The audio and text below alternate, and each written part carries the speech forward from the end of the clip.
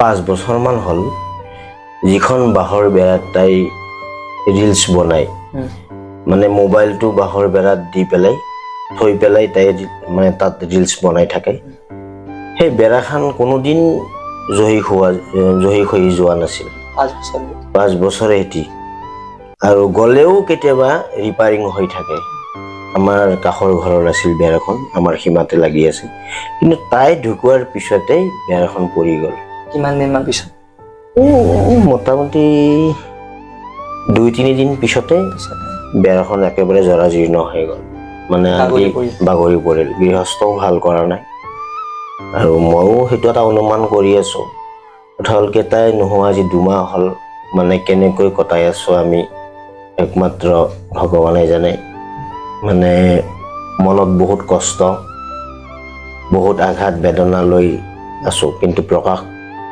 কৰিব টান হয় অলপ কাৰণ দেউতা মা অলপ বৃদ্ধ গতিকে আমি যদি ভাগি পৰো তেওঁলোকে আৰু অশান্তি হৈ যাব ভাগি পৰিব গতিকে কেতিয়াবা কান্দিব মন গ'লে ৰাস্তাত গৈ মনে মনে কান্দো গতিকে কি ক'ম আৰু ভাষাই নোহোৱা হৈছে মানে মই তাই যেতিয়া নাম গাম বুলি ক'লে তাৰো এটা কাহিনী আছে আমাৰ এওঁৰ যোৱা দুৰ্গা পূজাৰ পৰাই মানে মাতটো অলপ বহি যায় বেছি গালে মানেতো এওঁ নন ষ্টপ উৰে ৰাতি নাম গাব পাৰিছিল পিছত দুৰ্গা পূজাৰ পৰা এনেকুৱা হ'ল মানে এটা নাম গালে মাতটো বহি যায় যেতিয়া বহি যায় তেতিয়া ময়ো অলপ চিন্তাত পৰিলোঁ তাৰপৰা মেডিকেলো কৰালোঁ পিছততো ভাল পোৱা নাই তেতিয়া মনুই কৈছিল যে মায়েৰ বোধহয় আৰু অন্তিম দিন নামৰ গতিকে দেউতা মই শিকো দে মই বোলো ভাল কথা তই যদি শিকা তই শিক তোৰ লগত ভাল পালি মায়েৰেও গাই থাকিব বুলি কৈছো এনেকৈ নাম যেতিয়া তাই গাওঁ বুলি ক'লা মোৰো এটা উৎসাহ লাগিল পিছত মই এটি নতুন কাহিনী এটা মানে মই লিখি উলিয়ালো নিজে লিখিছিলো মানে খুব সুন্দৰ সুন্দৰ দিহা বাজি পেলাই আমি কিহৰ ওপৰত আছিল এটা নামটো পুৰাণৰ নাম হয় মানে কোন ঋষিৰ অভিশাপত প্ৰথম নাৰী গৰ্ভৱতী হৈছিল সত্যৰ যুগত কোনো নাৰী গৰ্ভৱতী হোৱা নাছিল যেনেকৈ ব্ৰহ্মাৰ মানস পুত্ৰ আছিল নাৰদ বা কোনো গৰ্ভস্থিত পুত্ৰ নহয় হোৱা নাছিল গতিকে ঋষি পুলস্তৰ অভিশাপত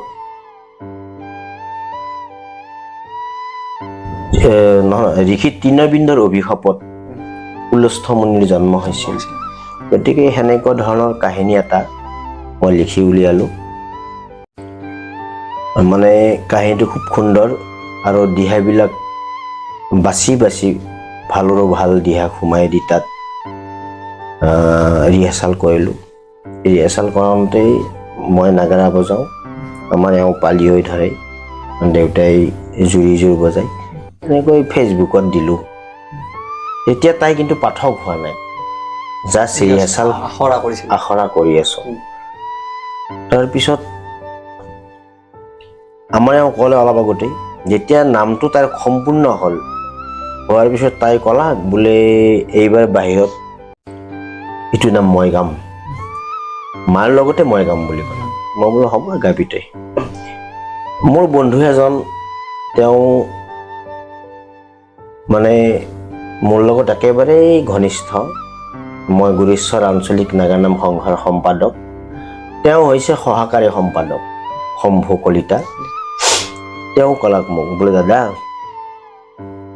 আমাৰ এওঁৰ লগতো কথা পাতিছে বোলে আমাৰ ইয়াত শংকৰ সত্ৰত প্ৰথম মুনুক নাম মাতিম মই বোলো ভাল কথা যদি তাত মাতা তাৰ পৰাই তাইৰ সাহসটো উপস্থানৰ পৰা আৰম্ভ হ'ল সেই সত্ৰত এজন সত্ৰাধিকাৰ আছে ৰিজু পাঠক প্ৰভু জনাই সেইদিনাখন ইমান আশীৰ্বাদ দিছে তাইক মানে ভাষা নাই আৰু নাম শুনি পেলাই মানে ভৱিষ্যতে আৰু ভাল হওক তাই আগুৱাই যাওক, নৱপ্ৰজন্মৰ ছোৱালী। গতিকে ভাষা নাই আৰু কিমানটো আশীৰ্বাদ দিছে। এনেকৈ সেইদিনা তাই সেই প্ৰভুজনৰ আশীৰ্বাদ পাই মনত কি এটা উৎসাহ জাগিল। মানে ধাৰাসাৰ নাম, দিনটোত 1000টা ফোন আহে মানে নাম বিচাৰি। তাৰপিছত এনেকৈ তাই কিন্তু তাইৰ নাম্বাৰটো দিয়া নাছিল, তাই মাকৰ নাম্বাৰটো দিছিল। মানে ছোৱালী মানুহ বুলি ভাবি কিছুমানে এনেও ফোন কৰে। পিছত মাঘৰ মাহত নাম ৰিহাৰ্চেল কৰিলোঁ কমপ্লিট কৰি।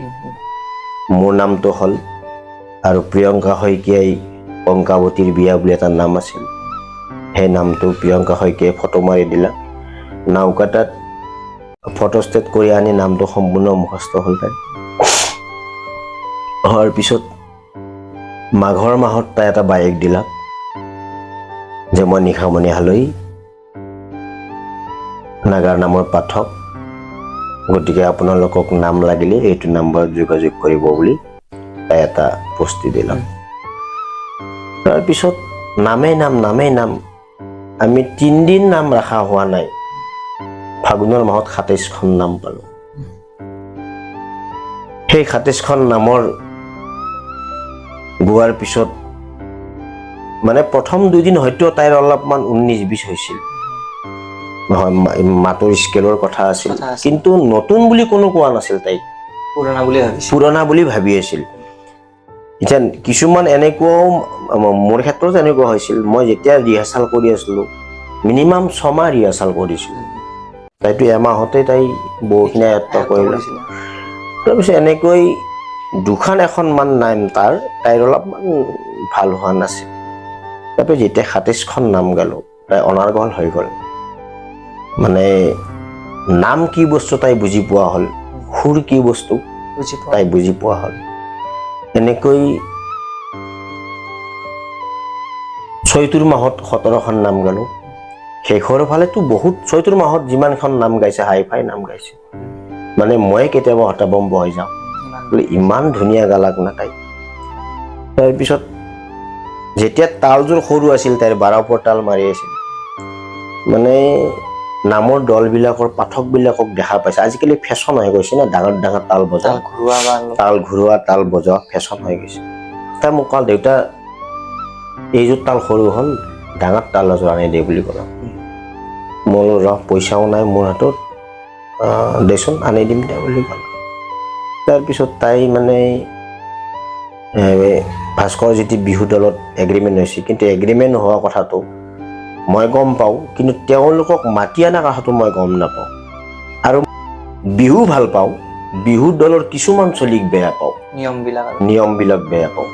আজিকালি এনেকুৱা হৈছে, আগততো আৰু গছৰ তলত বিহু আছিল, আজিকালি বিহু মঞ্চত হ'ল। আগৰ বিহুৱাবিলাকৰ ধংটো খুব ভক্তিমূলক আছিল, ভক্তিৰসৰ আছিল। আজিকালি অসুৰৰ টাইপৰ বিহু হৈছে। হয়তো কিছুমানে আজি এই নিউজটো পালে বেয়া পাব, কিন্তু মই বেয়া বুলি কোৱা নাই, নিজেই সংশোধন হোৱাটো অত্যন্ত প্ৰয়োজন।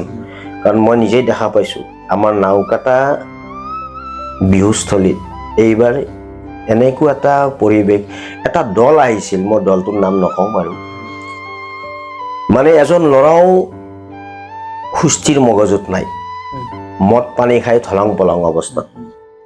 পিছত সমিতিখনে বিহু মাৰিব নিদিম বুলি কৈছিল। তাৰপিছত মই থকা নাই, কি হ'ল কি নহ'ল সিমানটো গমো পোৱা নাই, কিন্তু মদ পানী খাই এনেকৈ মানে ধৰ্মীয় অনুষ্ঠান এটাত আহিলে। আৰু বিহুটো আজিকালি কেইবছৰৰ পৰা বেপাৰ হৈ গৈছে। বিহুটো বেপাৰ হৈ বেয়া পাব পাৰে, কিন্তু মই এইটো কথা কৈছোঁৱেই, এইবাৰো কৈছোঁ মই, আমাৰ মনৰ খবৰ ল'ব যিমান মানুহ আহিছিল প্ৰত্যেকৰে কৈছোঁ যে বিহু বেপাৰ হৈছে। মানে এনেকুৱা বেপাৰ হৈছে, এজন মালিক থাকে, সেই মালিকেই ল'ৰা ছোৱালীবিলাকক টকা দিয়া নাই, যিমান লাগে সিমান দিয়ে, টকা দি উৰে ৰাতি বিহু, ৰাতিটো ৰাতিয়ে, ৰাতিপুৱা 8টা-9টালৈকেও বিহু মানে বিহু গায়। আৰু তেওঁৰ স্বাৰ্থ আছে, তেওঁ খৰচ কৰিছে, তেওঁ সেই হিচাপত উপাৰ্জন কৰিব লাগিব। তেওঁ দিব যিহেতুকে টকা, আচলতে ভুলটো অকল তেওঁক দিলেও নহ'ব, কাৰণ আজি মই যদি বিহু মাৰোঁ, মই ডিমাণ্ড কৰিম কিমান লাগে, 60,000 লাগিব। 60,000টো তেওঁ কৰি দিব, মাটি বেছিটো নিদিয়ে, তেওঁ বিহু গাই দিব লাগিব।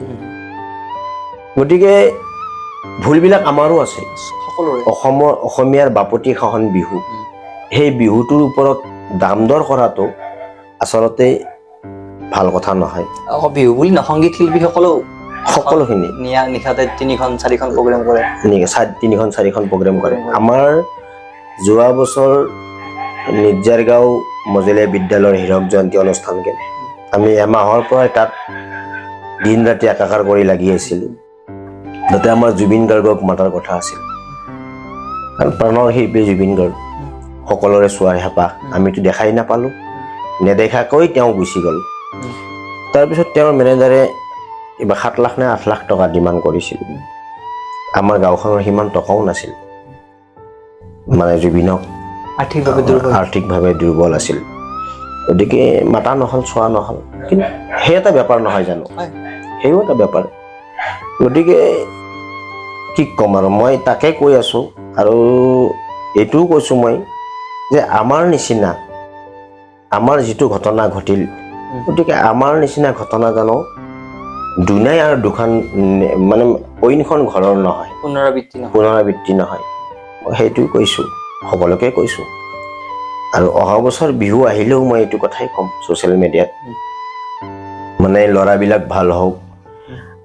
আৰু মই এটা ডাঙৰ কথা ক'ব বিচাৰিছোঁ যে বিহু দলৰ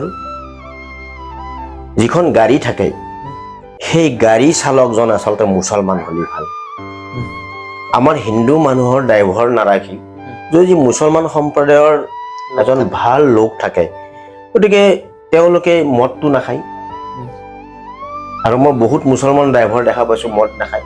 আমিও এবাৰ নিছিলোঁ, আমিও এবাৰ নাম গাব যাওঁতে তেতিয়া আমাৰ মাইনা নাছিল, দলটো বেলেগ দল আছিল। সেই দলত মই নাগাৰা বাদক আছিলোঁ, লগতে আমাৰ সিও নাগাৰা বাজাইছিল।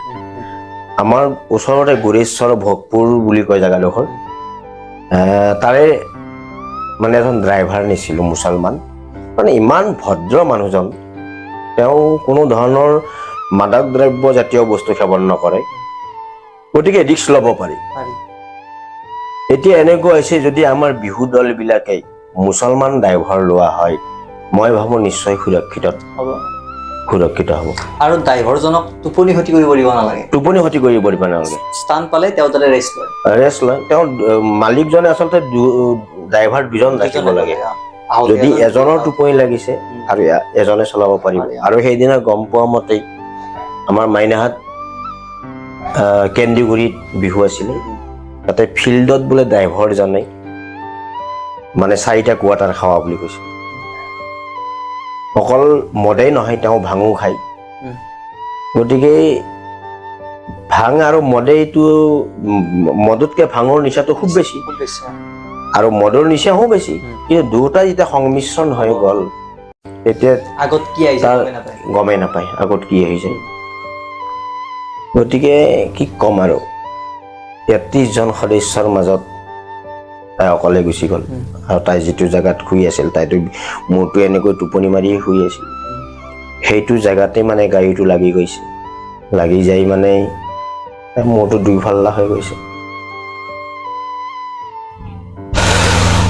কোনে খবৰ দিছিলে প্ৰথম? সেইদিনা আমাৰ ওচৰতে বিয়া আছিল, এঘৰ মানুহৰ, আমাৰে সম্পৰ্কীয় মানুহ, আৰু বিহু অনুষ্ঠান এখনৰ কৰ্মৰত মই ৰাতি 1:30মান বজাত গম পালোঁ, মই তাত কৰ্ম কৰি আছিলোঁ।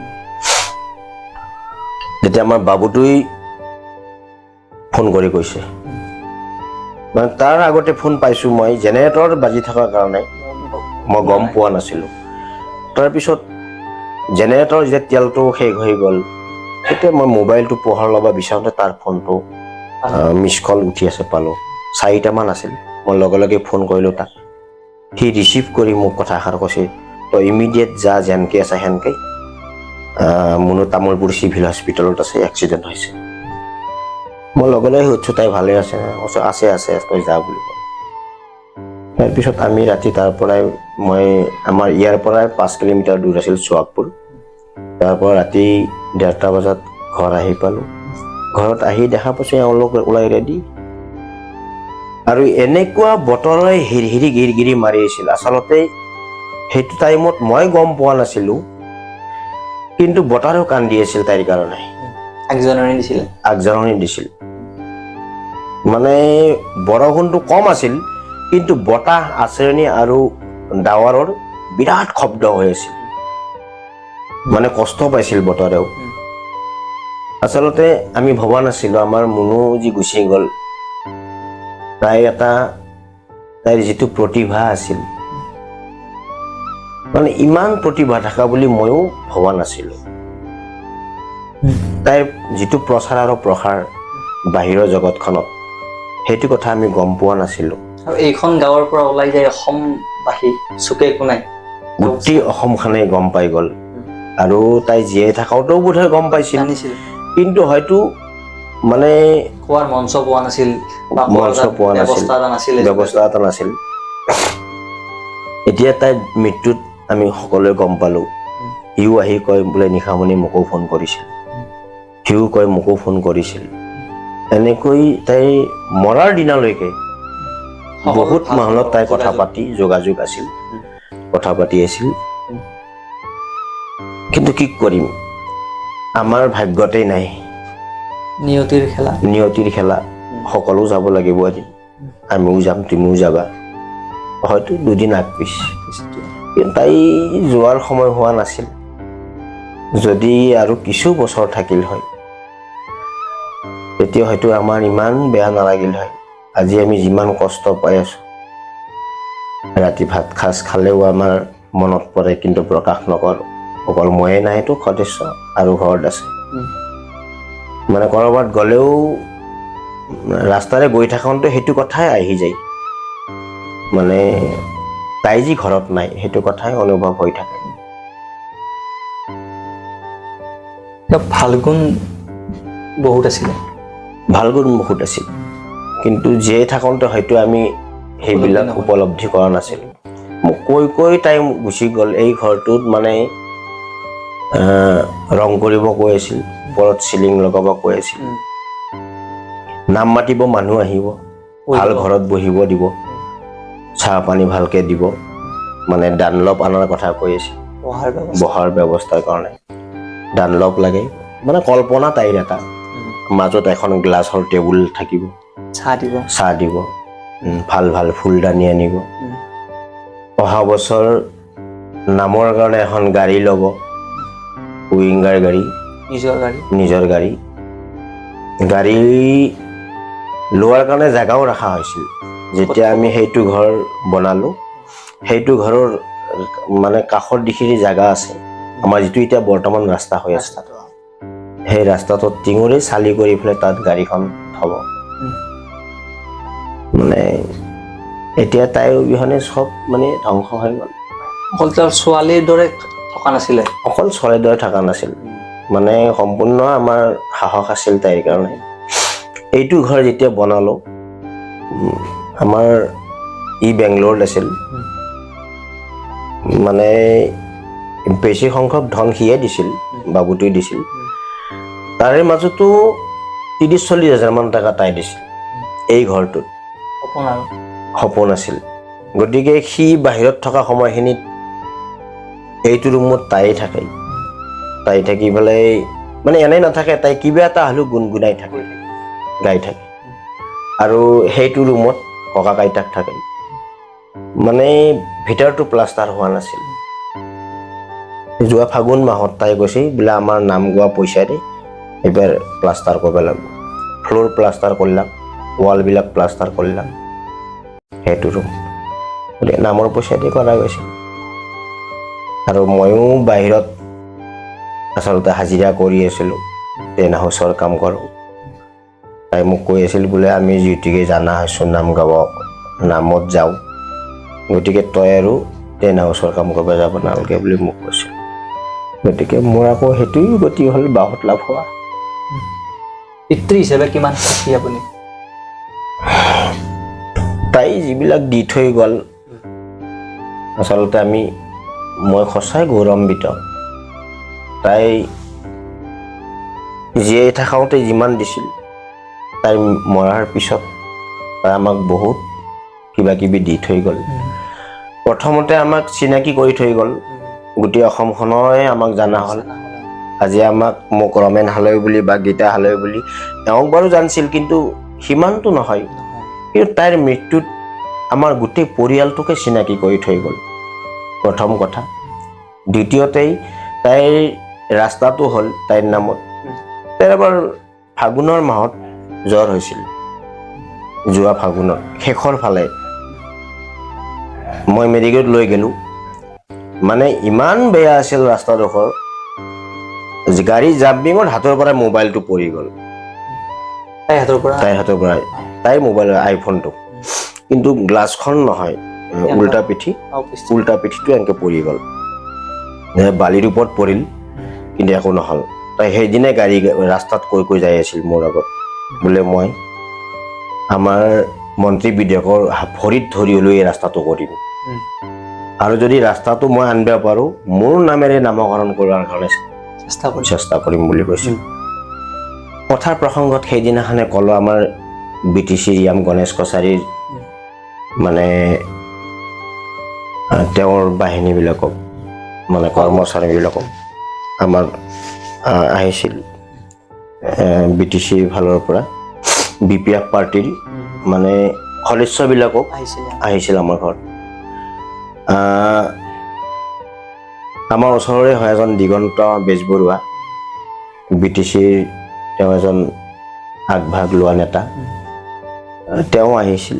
গতিকে মই সেইদিনা কথাৰ প্ৰসংগত কথা এষাৰ মুখৰ পৰা ওলাল মোৰ। তেওঁলোকে মোৰ কথাটো ৰাখিলে, মই কোৱা কথা এষাৰ, আৰু ছোৱালীটোৰ যি মনৰ আশা সেইটো নহয়, মানে ৰাস্তাৰ পোৱাটো আৰু নাম পোৱাটো, তেওঁলোকে এই আশাটো পূৰণ কৰিলে। গতিকে মই আজি এই চেগতেই BTC ৰিয়াম গণেশ কছাৰী তথা তেওঁৰ সহকৰ্মী সকললৈ ধন্যবাদ জ্ঞাপন কৰিছোঁ, কাৰণ নভবা নিচিন্তা কথা এটা আজি পূৰণ হ'ল। কাৰণ মই সৰুৰ পৰাই দেখা পাওঁ, আজি মোৰ 49 বছৰ বয়স, আমিতো বোকা পানী খচিয়ে গৈ আছোঁ এইটো ৰাস্তাৰে, ইমান দিনে হোৱা নাছিল। কিন্তু আজি আমাৰ মুনুৰ কথাতেই তেওঁলোকে যি ৰাস্তাটো দিলাক, গতিকে পুনৰবাৰ মই ধন্যবাদ জ্ঞাপন কৰিছোঁ। আৰু পৰৱৰ্তী দিনত মই কেতিয়াও নাপাহৰোঁ তেনেকুৱা এজন ইয়াম গণেশ কছাৰী, মই জীয়াই থকালৈকে মই নাপাহৰোঁ।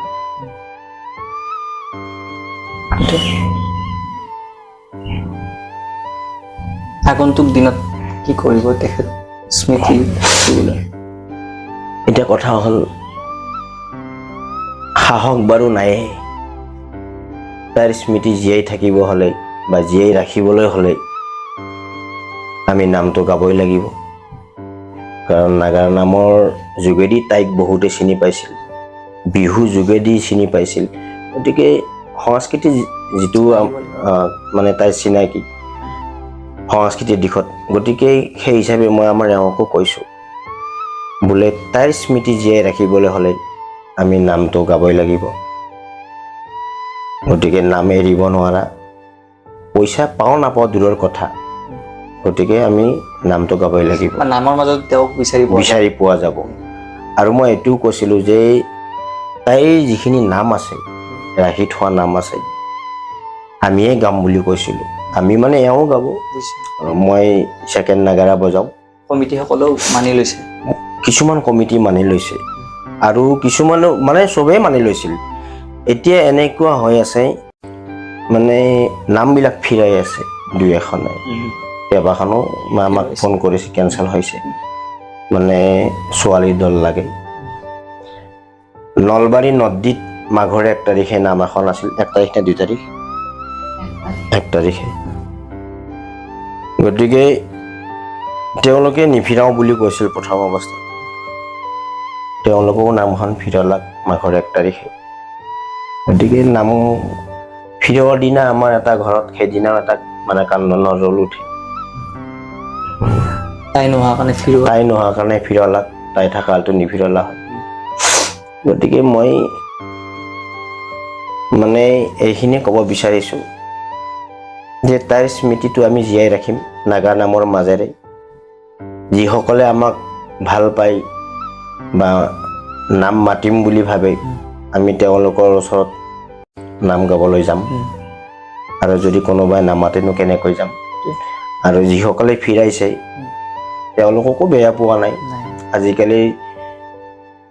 আজিকালিৰ সমাজখন অলপ বেলেগ দিশত আছে, কাৰণ নাম বুলি নাচায়, নাগাৰ নামটো ট্ৰেণ্ডিঙত কোন আছে, কাক মাতিলে আমাৰ টিআৰপিটো হ'ব, গতিকে সেইটোৰ ওপৰত চলে। আৰু ছোৱালী বেছিভাগ ছোৱালীয়ে লাগে, এনেই নাচি থাকিলেও হয়। মানে হাস্যৰসৰ কথা, মোৰ তাৰ এটা কথা মনত পৰিল। যোৱা বছৰ নলবাৰীৰ পৰাই এখন কমিটিয়ে ফোন মাৰিছিল, আমাৰ এওঁ তেতিয়া পাঠক আছিল। তেওঁলোকে এগ্ৰিমেণ্ট হ'ল আমাৰ লগত মুখেদি, মাত্ৰ লিখিত হোৱা নাছিল। সেইকাৰণে হোৱা নাছিল, তেওঁলোক আহি আছে আৰু আহি তামোলপুৰ পাইছে বোলে। যেতিয়া তামোলপুৰ পাইছে, তামোলপুৰত চাহ পানী খাই পেলাই তেওঁলোকে আমাক ফোন কৰিছে, আমাক মানে এওঁক ফোন কৰিছে। এওঁক ফোন কৰি কৈছে, বাইদেউ আপুনি ছোৱালী নে তিৰোতা? মহিলা। এই কৈছে মই ছোৱালী নহয়, মই মহিলা হয় বুলি কৈছে। সেই তেতিয়াহ'লে আপোনালোকে বেয়া নাপাব দিয়ক, আমাক ছোৱালী দলহে লাগে। তেতিয়া আমাৰ মনে কৈছিল যে আপোনালোকে নাম চাব নে ছোৱালী চাব? যদি ছোৱালী চাই আমি 10 জনীমান ছোৱালী যাম, কিন্তু নাম হ'লে গাব নাম, তাত বহি থাকিম, আপোনালোকে চাই থাকিব, লাষ্টত পইচাটো দিলেই হ'ল। কিন্তু মই সেইদিনা তাইৰ কথাত বহুত হাঁহিছিলোঁ। সেইখিনি সাহস তাইৰ আছিল। সেইখিনি সাহস তাইৰ আছিল। যোৱা ফাগুনত আমাৰ নাম আছিল ৰঙিয়াত। তেওঁলোকে চাউণ্ডটো মানে ভাল নহয়, ইমান ডাঙৰ অনুষ্ঠান এটা চাউণ্ডটো বেয়া, একবাৰ পুটকৈ শব্দ হয়, আৰু যিমানটো চিঞৰি থাকে মাতটো মানে ক্লিয়াৰ নহয়, কষ্ট বেছি হয়। এটা হৰণ দিছে বহু ওপৰত, গতিকে হৰণটোৰে মানে ওপৰেদি গৈ আছে, তলত অডিয়েঞ্চ যিখিনি বহি আছে তেওঁলোকে চাউণ্ডটো নাপায়।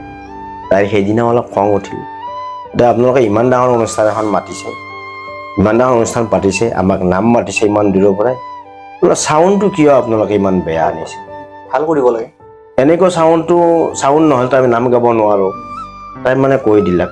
পিছত দৰ্শক কেইজনমানে কৈছে, মাই নাম শুনুক নুশুনুক, ভাল হওক বেয়া হওক, তোমালোকে গাই যোৱা, তোমাৰ পালাটো মাৰি থৈ যোৱা বুলি কৈছে। কিন্তু ৰাইজেই শান্তি পোৱা নাই। সেইটো হৈছিল ৰঙিয়া বৰঘুলি জেগা বুলি কয়। পাঠকজনৰ কষ্ট হয়। গতিকে এনেকুৱা ধৰণৰ কিছুমান তাই জীয়াই থাকোঁতে ঘটনাও ঘটি গৈছে। আৰু 2জন নাগৰো নিছিলোঁ আমি, এজন আমাৰ মেইন নাগৰো আছিল, তেওঁ মুক্তপুৰৰ, মই নামটো পাহৰিলোঁ এতিয়া, তেওঁৰ লগত আৰু এজন নাগৰো আছিল।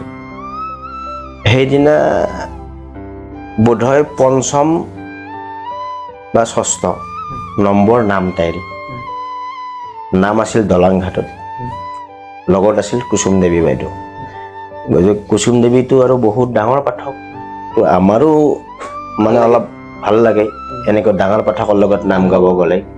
তাইও উৎসাহ জাগি আছে, তাইৰো নতুন যিহেতুকে, কিন্তু ভয় কৰা নাছিল, ভয় ক'তোৱে কৰা নাছিল, বৰঞ্চ তাইৰ ফূৰ্তি লাগি আছিল, আজি অমুকৰ লগত নাম আছে, বুকু ফুলেই যায়। তাৰপিছত সেই ল'ৰাজন নাগৰো 2জনক লৈ গ'লোঁ, কিন্তু গুৰুঘাটাটো ময়ে বজাই আছিলোঁ ছেকেণ্ড নাগৰত, আৰু মেইনটো মুক্তপুৰ ল'ৰাটোৱে বাবুটো বজাইছিল। বাবুটোৱে ক'লা, খুৰা মানে এওঁক দিয়ে নাগাৰটো, তাৰমানে যিজন লগত গৈছিল। পিছত মই উঠি আহি তেওঁক দিলোঁ, মই জোৰ বজাই আছোঁ। ঘৰত কেনেকুৱা হ'ল, থবাৰ সময়ত তাল গেল কোম্ভাই, নাগৰা গেল কোম্ভাই, আমাৰ তেতিয়া এনেকুৱা হৈ গ'ল, মানে ৰাইজখনতো হাহাকাৰ কৰি দিলে, হাল্লা কৰি দিলে, ইমান লাজ লাগিল। মনো মানে আধা ঘণ্টামান তলমুৱা হৈ আছে লাজতে। জীৱনত আমাৰ এনেকুৱা ঘটনা ঘটা নাছিল, তাল নাগৰা কোনোদিন ভুল হোৱা নাছিল। মানে মই তাইক ক'লোঁ দেই, যি হ'ল হ'ল, উপায়ো নাই, ভুল শুদ্ধ থাকাই নামটো ভালকে গাওঁ বুলি ক'লো। মানে ইমান সুন্দৰভাৱে সেইদিনা গাইছে, তাই যে 6ষ্ঠ নাম্বাৰ নাম কোনো ধৰিব পৰা নাই। সকলো কয় এই পুৰাণ পাঠক কোনো ধৰিব পৰা নাই। তাৰ পিছত অভিজ্ঞ পাঠক বোলে। তাৰ পিছত আৰু 2খন নাম আমাৰ লৈ আছিল, কুসুম দেৱী বাইদেউ দিয়া বুলি কৈছিল আমাৰ মনক। পিছত সেইদিনা কুসুম দেৱীৰ লগত নাম আছিল, তেখেতে আছে লগত, তেখেতে চাইছে। পিছত মানে 2খন নাম আছিল, কুসুম দেৱী নাম্বাৰ দিয়া বুলি কৈছে, নিশামণি হালৈক মাতক গুৰেশ্বৰ নাওকাটাৰ ভাল নাম হয়। গতিকে কুসুম দেৱী বাইদেউৰ দৃষ্টিটো মনৰ এটা ভাল ভাৱ আছিল, বা তাইৰ মানে মনৰ ওপৰত তাইৰ এটা ভাল চিন্তাধাৰা আছিল বোলে, এইজনী নিশামণি হালৈ এজন ভাল পাঠক হ'ব বুলি অলপ ভাৱ হৈছিল। মাইনাও কাক চাইছিলে এই জগতখনত?